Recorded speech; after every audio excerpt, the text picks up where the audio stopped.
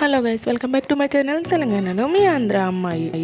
Chicken pickle కోసం ముందుగా శుభ్రం చేసుకున్న చికెన్లో పసుపు ఉప్పు వేసి వాటర్ మొత్తం ఎగిరిపోయేంత వరకు మగ్గనివ్వాలి. అలా మగ్గిన చికెన్ పీసెస్ని హీట్ అయిన ఆయిల్లో వేసి మగ్గిన పీసెస్ని గోల్డెన్ బ్రౌన్ కలర్ వచ్చేంత వరకు వేగనివ్వాలి. ఇలా వేపుకున్న చికెన్ పీసెస్ని పక్కకు తీసుకుని ఆ ఆయిల్లోనే అల్లం వెల్లుల్లి పేస్ట్ వేసి పచ్చి వాసన పోయేంత వరకు వేగనివ్వాలి.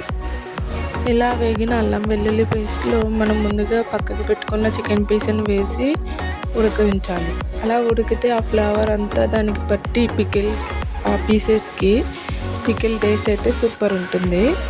ఇలా వేగిన తర్వాత తగినంత సాల్ట్ అండ్ కారం వేసి కొంచెం వేగనివ్వాలి పచ్చివాసన పోయేంత వరకు.